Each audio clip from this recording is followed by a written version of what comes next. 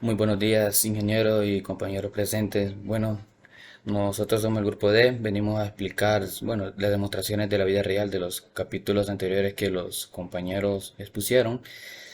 Bueno, a mí me toca hablar sobre el capítulo 4, que es energía y potencia. Para, para empezar, con las demostraciones en sí, podemos dar una pequeña introducción de energía y potencia. Entonces, como nosotros sabemos, la energía también podemos llamarla la electricidad, es un elemento básico de la vida moderna para todos nosotros los seres humanos, ya que con ella se ha avanzado mucho con los avances científicos y tecnológicos.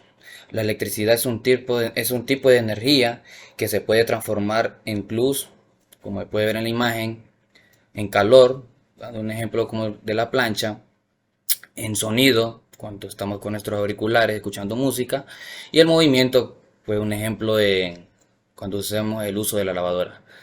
Muchas de las actividades cotidianas que realizamos no podrían realizarse, obviamente, sin la energía eléctrica. Donde podemos decir a dónde empleamos la energía eléctrica en la industria. Como puedes ver en la imagen, puede ser en el funcionamiento de motores, en el ensamble de botellas, de las chapas. Este, bueno, un ejemplo así podría ser la Coca-Cola, que cuando lo utilizamos se utiliza en ensamblar las chapas de la botella para generar calor. Un ejemplo mayormente así como la maquila Gildan que usa hilaza e hilos, tiene diferentes tipos de planta. Mayormente, obviamente se utiliza la energía. En el transporte, en el transporte, gran parte del transporte utiliza energía, como los metros, alumbrado público, iluminación de calles, semáforos o el chispazo que se utiliza para encender automóviles. En esa última parte voy a hablar un poquito más detallada, en sí voy a dar como una demostración. En la agricultura se podría decir que se utiliza en el riego, en los motores de riego de las plantas, en el sistema eléctrico de los tractores, entre otras. En las telecomunicaciones, bueno, es un área amplia, ¿no? Que se utiliza en el funcionamiento de las redes, de radios, televisores, antenas, internet, celulares, computadoras y entre otras. En el área de salud, en el se utiliza mayormente máquinas de rayo X, respiradores, o los ultrasonidos, las resonancias magnéticas y gran parte del equipo de laboratorio, así como los telescopios, un ejemplo sencillo, ¿no? Sí, se puede ver en las imágenes.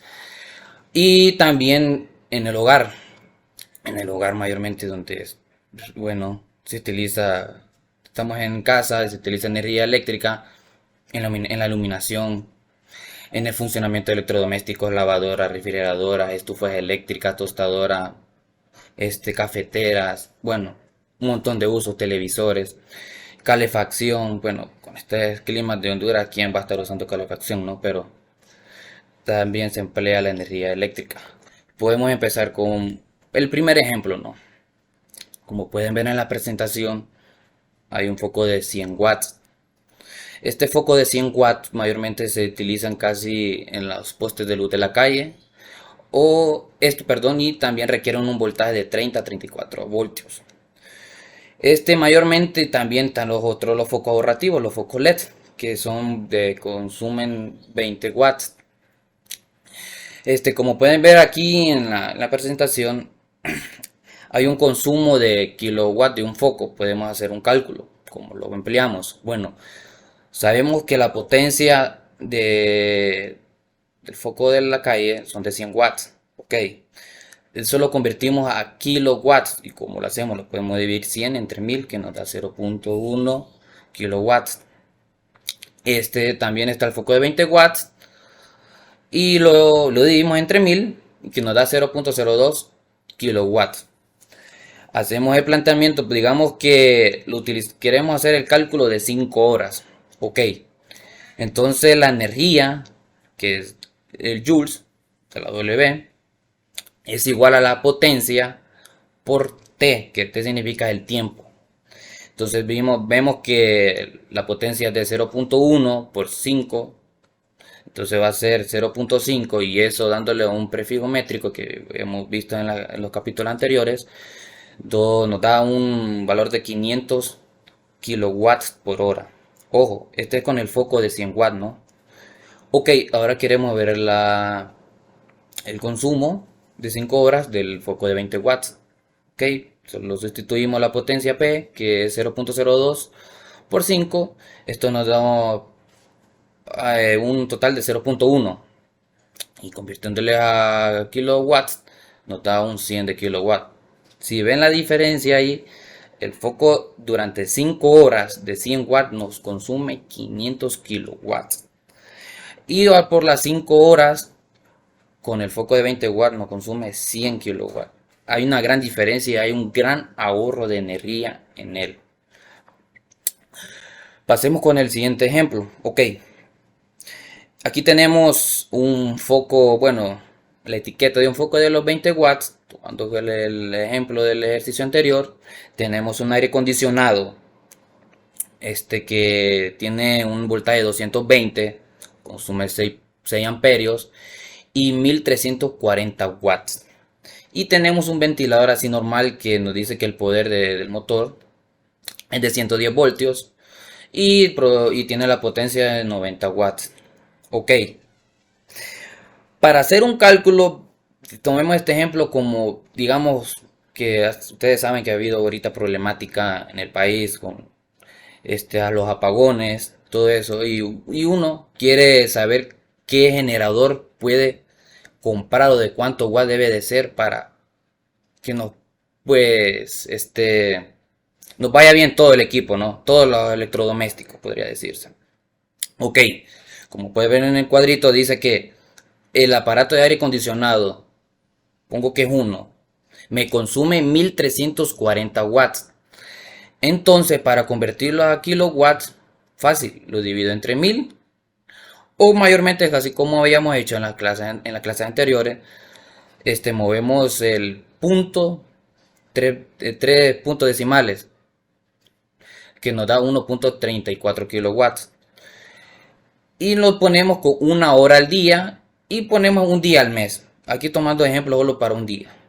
Dice que nos consume por hora, por una hora, perdón, 1.34. El ventilador son 90 watts en kilowatts, que lo dimos entre 1000. 93.000 nos da 0.09 kilowatts por una hora al día, entonces nos da 0.09 kilowatts por hora. Y con los focos, aquí tomamos una cantidad de 5 focos. Ojo, que estos focos son de 20 watts, son los más ahorrativos, son los focos LED. Se le da, lo convertimos a kilowatts, que lo dimos entre 1000, 0.02 kilowatts, y lo hacemos como una hora al día, que nos da un consumo de energía de 0.1 kilowatts por hora.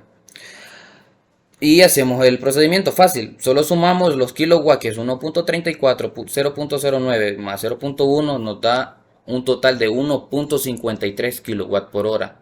Ojo, aquí ya tengo por una hora estos tres aparatos electrodomésticos. Dice que me consume 1.53 kilowatts.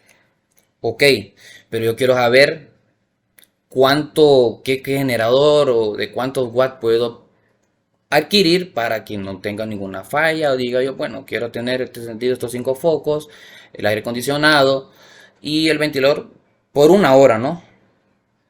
Estos me dice que usamos la fórmula, perdón, este multiplicamos 1.53 kilowatts. Saben que el prefijo entonces del kilo es por 3, entonces nos da, lo multiplicamos 1.53 por 1000, que nos da un total de 1530 kilowatts watts por hora, perdón.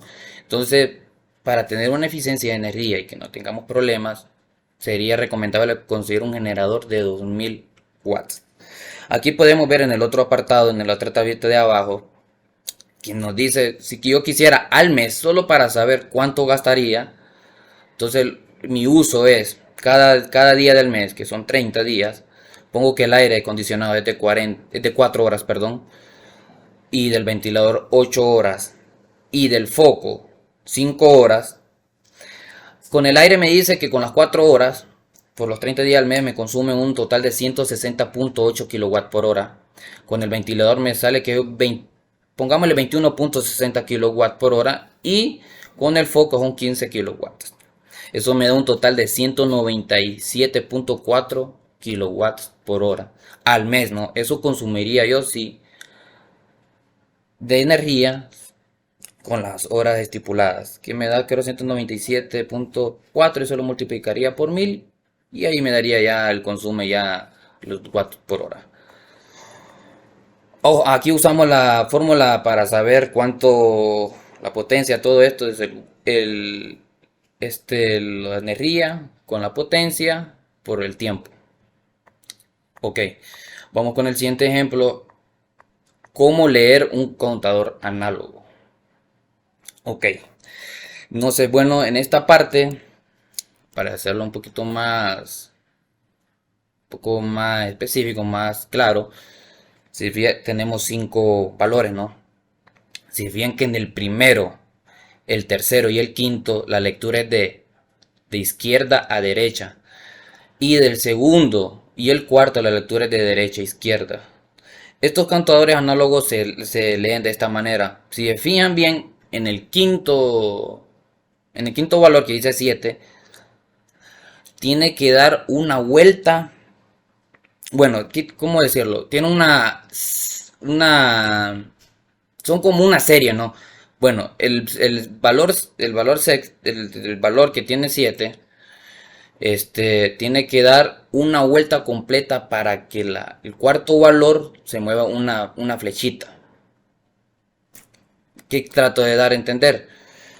Cuando yo completo, creo que son 10 vueltas o 100 vueltas, en el último valor se me va moviendo una manecilla en la cuarto.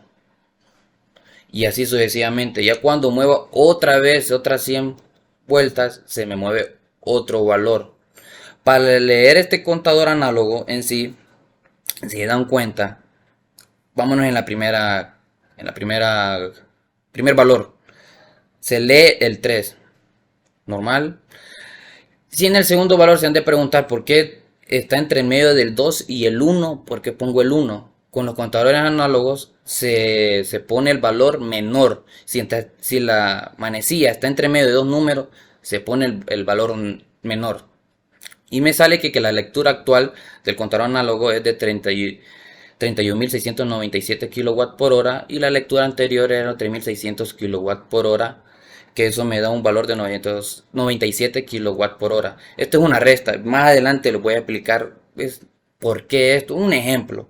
Más adelante les voy a explicar cómo leer un recibo de luz y saber cuánto va a pagar por el consumo de energía en su casa. Ok, en contador digital, más fácil, ¿no? Solo se lee los dígitos por cuánto es el consumo. Me sale que el contador ahí es de 11.156 kilowatts por hora. La lectura anterior me sale que es 11.067 kilowatts por hora, que me da un valor de 89 kilowatts por hora. Esto aquí me sale en los contadores digitales, me da me da el porcentaje de cuántos kilowatts entran a la casa, los voltios, todo eso. Ok, ¿cómo saber cuánto pagar por el consumo de energía?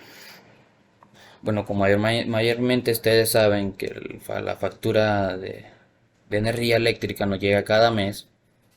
Aquí, perdón, que la fecha de lectura actual me sale que es un 13 de octubre de 2019 y la fecha de lectura anterior es de 11 de septiembre de 2019. La lectura actual de los kilowatts es de 23.125 y la lectura anterior era de 22.914. El consumo total de ellos en sí es el resto de esos dos valores, que me da un valor de 211 kilowatts por hora. Ok, aquí viene algo lo interesante, ¿no? En los primeros 50 kilowatts por hora me sale que L, que es la energía, bueno, el empira, el precio que voy a pagar, es de 1.6427 por los primeros 50 kilowatts que consumo. Y eso me da un valor de 82.14. Ok, como se dan cuenta que el consumo fue mayor que de 50 kilowatts por hora, que me dio que era 211, Entonces pongo que la diferencia, que es 161. Entonces resto 211 menos 50, que me va a dar 161, que lo multiplico por 4.0588, que es el valor que cuesta, bueno, que voy a pagar en sí, que se multiplica, que me da con un valor de 653.47. El total del consumo me sale que 50 más 171 son los 211 kilowatts que consumí en el mes. Eso me da un valor de 735.61 lempiras. Y ahí podemos ver el costo de energía, 735.61, el alumbrado público, que es el 29.08, y así nos da un total de 817, bueno, 818 lempiras, ¿no? Con el, sigamos, bueno, con el cálculo de la potencia. Para sacar, aquí tenemos un ejemplo de un freezer, ¿no? Cálculo de la potencia. Me dice que tengo el voltaje de 115 voltios, una corriente de 1.5 amperios y una frecuencia de 60 Hz. Bueno, como hemos visto en la clase, en el capítulo 4, los expositores, los compañeros anteriormente explicaron, son 115 voltios, 1.5 amperios. Empleo la fórmula, la potencia, para ver cuánta potencia, cuánto watts me consume eso. Entonces, multiplico los voltios por la intensidad, que son 115 voltios por 1.5 amperios, que me da un total de 173 watts. Si yo quisiera saber cuánto me consume por 5 horas, pongamos un ejemplo, entonces yo lo multiplico. La potencia, que joules, que energía, me es igual a la potencia por T, que es el tiempo. Entonces la potencia que me dio 173 watts por 5, que me da un valor de 865 watts. Eso consumiría yo con 5 horas en uso con el freezer. Otro ejemplo con este cálculo de la resistencia e intensidad de un microondas, tenemos la potencia, ¿no? Que son 1050 watts, del voltaje de 120 voltios. Para encontrar la intensidad, bueno, despejamos, ¿no? Potencia igual a V por I, y me da igual la potencia sobre V, que es el voltaje, igual a 1050 watts entre 120 voltios, que es un valor de 8.75, que es igual a 8750 miliamperios. Y para encontrar la resistencia, la fórmula me dice que es P igual a V al cuadrado sobre R, despejando para R, me da igual a voltaje elevado al cuadrado sobre la potencia, es igual a que 120 al cuadrado sobre 1050 es igual a 13.71 ohmios. A continuación les voy a mostrar un ejemplo así como un cargador de batería, cómo se carga una batería en sí. Bueno, prosiguiendo con la demostración, aquí podemos ver un cargador de batería. Podemos ver que él toma corriente, corriente alterna, va para la cargador de la batería y lo convierte a corriente directa. Ok, esto en sí mayormente carga la batería del carro.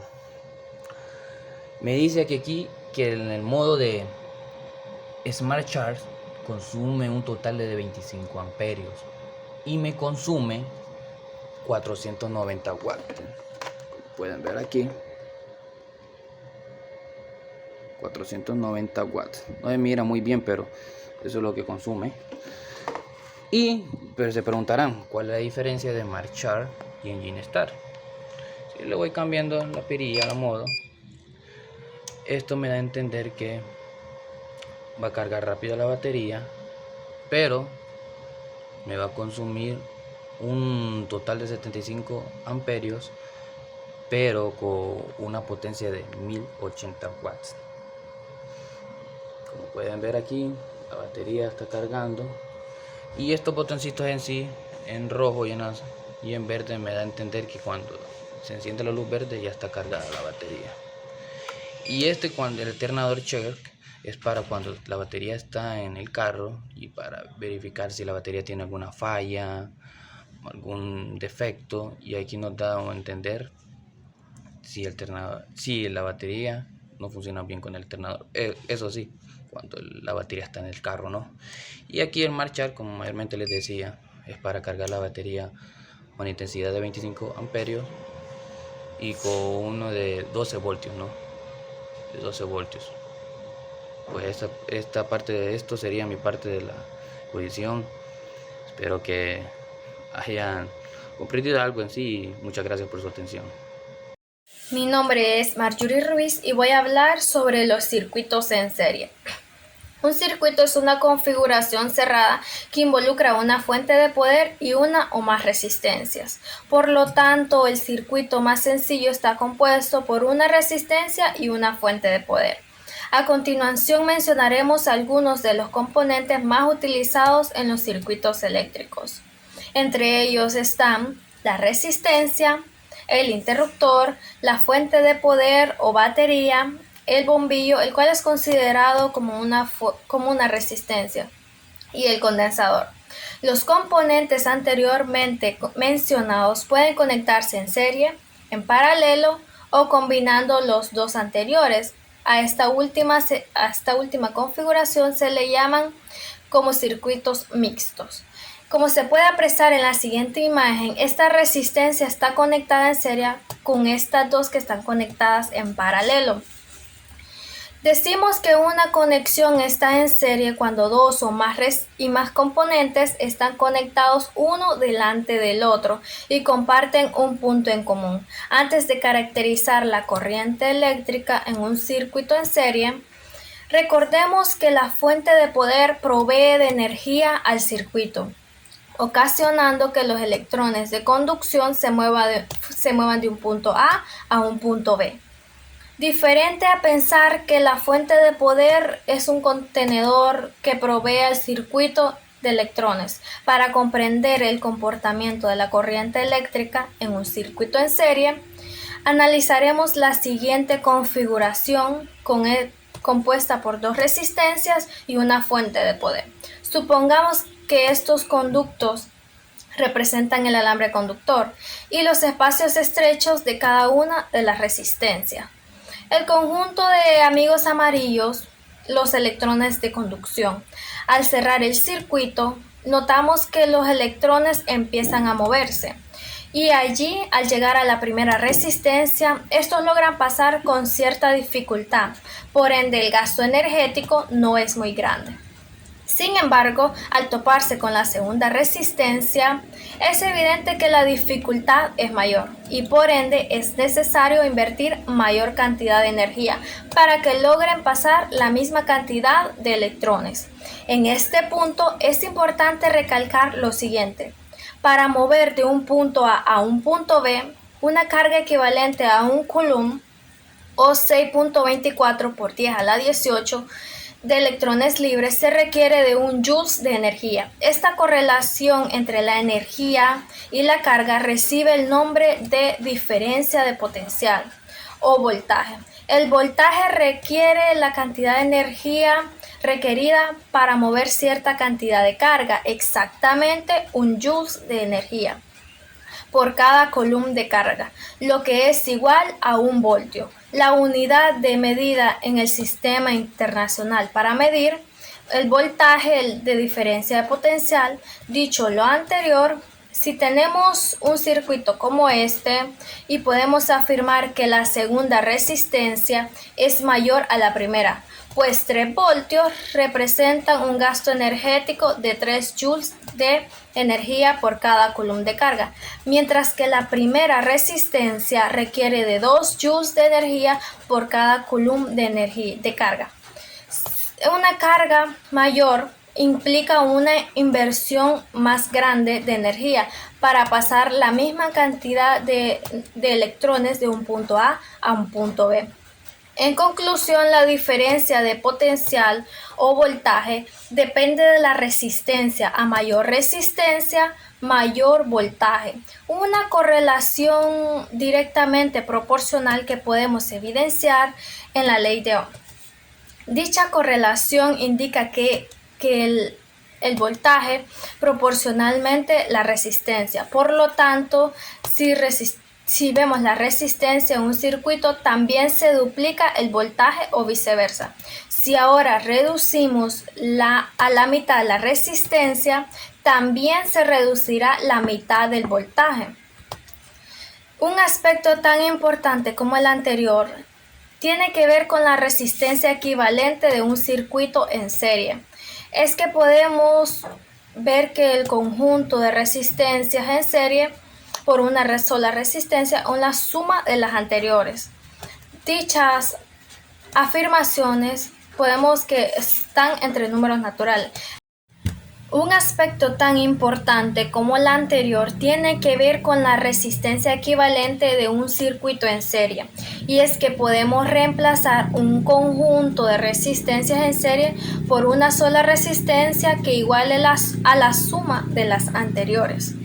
Dicha operación es equivalente a la adición entre números naturales. En el siguiente circuito podemos reemplazar esta resistencia de 2 ohmios y esta de 4 ohmios por una sola resistencia de 6 ohmios. Recordemos que ohmio representa la unidad de resistencia. Es importante recalcar la ubicación y que se modifique el voltaje. De hecho, el voltaje de la resistencia equivalente será igual a la suma de los voltajes de la resistencia individual. Teniendo en cuenta que lo que hemos dicho, la correlación entre el voltaje y la resistencia y la corriente, podemos concluir que la corriente es equivalente en todos los puntos de un circuito en serie. Tomamos en cuenta de que cuando encontramos un punto de mayor resistencia, se invierte mayor cantidad de energía para que logren pasar de un punto A a un punto B la misma cantidad de electrones, garantizando de esta manera que todos los puntos del circuito tengamos la misma corriente. Además de lo anterior, es importante notar que un circuito en serie, la corriente transita por un solo camino. Por tanto y por tal cual, una de las resistencias, la corriente dejará de fluir y entonces el circuito deja de funcionar. Para darte un ejemplo, podemos tomar en cuenta un circuito en serie y que tenemos 3 bombillos, y cuando uno de estos bombillos se funde, se abre el circuito y la corriente cesa. Por tanto, los demás bombillos dejan completamente de funcionar. Concuerda que prácticamente los circuitos en serie todos tienen que estar de un punto conectados en el mismo punto. Si no están conectados en el mismo punto, se le puede llamar diferentes circuitos en paralelos o mixtos, pero en sí los circuitos en serie tienen que estar en conjunto, y para poder hacerlos en uno solo tenemos que sumar para que pueda hacer una sola resistencia. Gracias. Buenos días, compañero licenciado. Les voy a dar unos pequeños ejemplos de circuito en paralelo en la vida real. Un circuito en paralelo es cuando 2 o más resistores se conectan individualmente entre 2 puntos distintos, están en paralelo entre sí. Un circuito en paralelo proporciona más de una trayectoria para la corriente. Un ejemplo que ya todos sabemos de un circuito en paralelo es el de una lámpara que está formada por más de un bombillo, como se ve en la imagen. Pero también el cableado de las luces de Navidad. Algunas tienen circuito en serie, pero al agregarle un circuito en paralelo se han hecho más confiables y duraderas. Para calcular la potencia total de un circuito que se encuentra en paralelo, vamos a asumir que el voltaje en cada uno de los elementos que constituyen a dicho circuito es igual, mientras que la corriente total del circuito va a ser igual a la suma de las corrientes de cada uno de los ramales que constituyen al circuito paralelo. De este modo podemos calcular la potencia como el producto del voltaje por la corriente y realizar una suma total del potencial de cada uno de los elementos, sumando los elementos pasivos y restando los elementos activos, para lo cual se podría utilizar la siguiente fórmula: PT, donde es la potencia total, y PN es la potencia en el último resistor en paralelo. Como se pueden ver, las potencias son aditivas, igual que un circuito en serie. Las fórmulas de potencia presentadas en el capítulo 4 son directamente aplicables a circuitos en paralelo. Se utilizan las fórmulas siguientes para calcular potencia total, donde V es el voltaje a través del circuito paralelo y T es la corriente total que entra al circuito en paralelo y RT es la resistencia total del circuito en paralelo. Como ven, cada bombilla posee su propia línea de suministro de energía. Lo mismo ocurre con el cableado eléctrico de algunas de nuestras casas, por ejemplo, de que podamos tener un enchufe dañado y usar el de la siguiente pared, o tener una lámpara fundida en la sala y poder encender la del cuarto. Otro ejemplo sería el circuito de altavoces, un canal de un sistema estereofónico. El amplificador controla dos altavoces, como indica en la imagen. Si el voltaje máximo suministrado a los altavoces es de 15 voltios, ¿cuánta potencia debe ser capaz de suministrar el amplificador en los altavoces? Utilizaremos la siguiente fórmula. Potencia máxima es igual al voltaje, que es 15 voltios, entre R, que es la resistencia, que serían 8 ohms, a lo que da un resultado de 28.1 watts. Los altavoces están conectados en paralelo a la salida del amplificador, por lo que el voltaje a través de cada altavoz es el mismo. La potencia máxima suministrada a cada altavoz es 2 veces la potencia presentada en un altavoz individual. Por la potencia total es la suma de las potencias individuales. En un circuito de altavoces en paralelo, cada altavoz está conectado de manera independiente al amplificador. Si uno de estos altavoces falla, los demás altavoces aún pueden seguir reproduciendo el sonido. Este circuito se puede ver en algunos camiones que necesitan tener 2 baterías con el fin de llegar al amperaje que necesita funcionar. Gracias. Daré la continuación de los circuitos en paralelo. Antes de comenzar a dar la fórmula y todo eso, hay que tener en claro en cierto modo, para poder identificar si hay un circuito en paralelo o no hay un circuito en paralelo. Hay una regla básica para poder identificar. La número 1 es que dice que si existe más de una rama, o sea, una trayectoria para la corriente entre dos puntos distintos. Y la 2 es que se dice que si el voltaje de los dichos puntos también aparece a través de cada una de las ramas. Si cumple esta regla, entonces se dice de que sí existe un circuito en paralelo. En un claro ejemplo se puede encontrar es que tanto en nuestros hogares como las empresas lo usan, ya que permiten que la misma corriente alimente a los tomacorriente y las bombillas. Es un claro ejemplo. Ok, ya hablando de esto, ya sabiendo las reglas, tenemos que, vamos a comenzar con la fórmula. Una de las fórmulas tenemos que es el voltaje final. El voltaje final, el primer principio para poder entender los circuitos en paralelo, es que eh, el voltaje, el voltaje es igual a todos los componentes del circuito. Ese es el principio, primer principio. La fórmula sería B total es igual a BR1 es igual a BR2 es igual a BRD. Un ejemplo que vemos acá, digamos que se puede aplicar este ejemplo, sería voltaje, como sería voltaje R1, en este caso sería 10 kilos igual a 2 kilos, después sería igual a 1 kilo, que es igual a 10 voltajes. Eso se quiere decir voltaje final. En la parte de la segunda ley tenemos la ley de Kirchhoff, que sus siglas en inglés es KCL.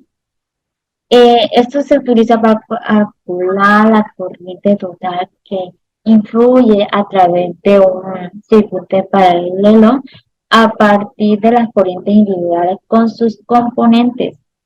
Esto que quiere decir es que es la suma de las corrientes que entra a un nodo, entre paréntesis, una corriente total de entrada es igual a la suma de las corrientes que sale de dicho nodo, entre paréntesis, la corriente total de la salida. La fórmula sería I total es igual a I1 más I2 más I3 y así sucesivamente. O sea, puede haber más de 3. La otra, ok, antes de comenzar a hablar de la otra ley, tenemos que saber que al tratar que es nudo, se dice de que es cualquier punto o unión de un circuito de dos o más corrientes que están conectados. Ya hablando en circuitos en paralelo, se quiere decir que un punto es un punto donde se conectan las ramas dispuestas en paralelo. Es decir, un claro ejemplo que vemos en la imagen es que tenemos A1 con una conexión con B con una conexión con C. En este caso, tenemos un nudo que está conectado entre A, B y A y C. Entonces, el nudo sería en medio de A. ¿Por qué? Porque el nudo es la unión de los componentes. Entonces, ya sabemos que A y B tienen una rama y A y C tienen otra rama. Ok, ya hablando de los nudos, de la ley, tenemos la otra ley que es ley de Ohm. La ley de Ohm, la fórmula sería I total es igual a voltaje entre R total. Entonces, ¿cómo estas fórmulas se pueden aplicar en la vida cotidiana en estos circuitos? ¿En cómo? Tenemos la primera que el cableado de nuestra casa, que resulta que será difícil no poder encontrar un cableado que hay de forma de circuito en paralelo, que ya que es algo básico, un circuito electrónico muy básico, gracias a esto es que la energía se puede cortar un circuito aparato en una forma línea sin quitar la otra. Entonces, sin cortar la energía a la otra. Además, si ocurre un mal funcionamiento o un mal circuito, entonces el circuito no necesariamente deshabilitará la fuente de alimentación de la casa, claramente. El circuito paralelo, todo esto permite que todos los circuitos, todos los dispositivos tengan el mismo acceso de la potencia. Tenemos también los dispositivos electrónicos. Muchos de estos usan circuitos en paralelo, ya que esto permite aprovechar más una fuente de alimentación cuando está usando más de una batería en un dispositivo portátil. Eh, los dispositivos toman una cantidad de energía de diferentes fuentes y la combinan en una sola línea. O sea, la combinan en una sola línea. Esto, un claro ejemplo que los compañeros han hablado es la luz de Navidad. Es un claro ejemplo de la circuito en paralelo. Tenemos como la otra opción, otro ejemplo es la infraestructura, de que es uno de los principales bloques de construcción, ya que la infraestructura suministra la energía a grandes poblaciones. Los ingenieros han podido crear redes de energía que son, que son más seguras y más eficientes. Un pequeño ejemplo vamos a darle, es que tenemos tres aparatos en nuestra casa. Cualquier aparato. Esos tres aparatos tienen una resistencia de 8 ohms, 15 ohms y 20 ohms. las cuales se conectan en paralelo en una batería de corriente. Se nos permite calcular la resistencia total, la corriente total y la corriente de cada aparato. Ok, como tenemos los datos, que es de 8 ohm, de 15 ohm, de 20 ohm y de 25 ohm, voltios. Nos permite calcular la resistencia. La resistencia es R total igual a 1 sobre 1 ohm de 1 entre 8 ohm más 1 sobre 15 ohm más 1 sobre 20 ohm. Entonces, eso lo convertimos. Podemos hacer dos expresiones. Lo que está arriba del 1 lo podemos pasar al otro lado, al otro extremo, o lo podemos siempre dejarlo ahí. En este caso lo pasamos al otro lado y lo pusimos de 1 sobre R total igual a 1 sobre 8 O más 1, o sea, copiamos la misma ecuación de que está abajo. En este caso sería dividirlo en cada ecuación, estas ecuaciones. Entonces, de 1 sobre R total igual a que nos dio 1 sobre 8 ohm es 0.25 ohm, así sucesivamente de 0.75 ohm y más 0.85 es 0.05 ohm. Esta ecuación, esta operación la sumamos y nos dio 0.42 ohm. Lo que pusimos en el otro lado, lo pasamos al otro lado donde está los ohms y lo que hacemos es R total es igual a 1 sobre 0.42 ohm, lo que calcula la división fue de 4.14 ohm. Nos pidió también que obtener la corriente total. Como ya vimos cómo se hace la ecuación, entonces simplemente lo sustituimos con los valores que nos piden. Entonces sería la corriente total es igual a 45 voltios sobre 4.15 ohm, que nos dio 10.87 amperes. En el inciso B, la C, perdón, nos pide cada eh, aparato. Entonces, como ya sabemos cómo se calcula, solo que hay que sustituir de no hacer total, sino individual la R, sería R1 que nos dijo que es de 8 ohm, entonces hay que sustituirlo. Entonces, y la corriente I es 1 igual a 45 voltios sobre 8 ohm, que nos dio 1.25 amperes. Así vamos a hacer con I2 y I3. Y que el I2 nos dio 3 amperes y el 3 de 2.25 amperes. Para comprobar si está realmente nos da el mismo amperio en esta parte de arriba en total, entonces solo simplemente sumamos cada corriente individual. Y eso siempre sustituimos con los valores y nos dio lo mismo, que 10.85. Ok, terminamos con ese ejercicio y concluimos. Gracias por escucharnos. Esperamos que haya captado cada uno de los temas y, y lo que podemos decir que concluimos en todo esto, que es muy importante cada uno, ya que cada uno se usa tanto en estos lugares, en las empresas, en X industria. Entonces, es bueno saber cómo se calcula el voltaje, cómo calcular el circuito en paralelo, tanto también en serie, son de suma importancia. Cómo saber cómo consumen nuestros hogares cada aparato electrónico. em, es muy importante hoy en día. Es muy versátil saberlo. Entonces, lo que podemos decir que muchas gracias por la atención.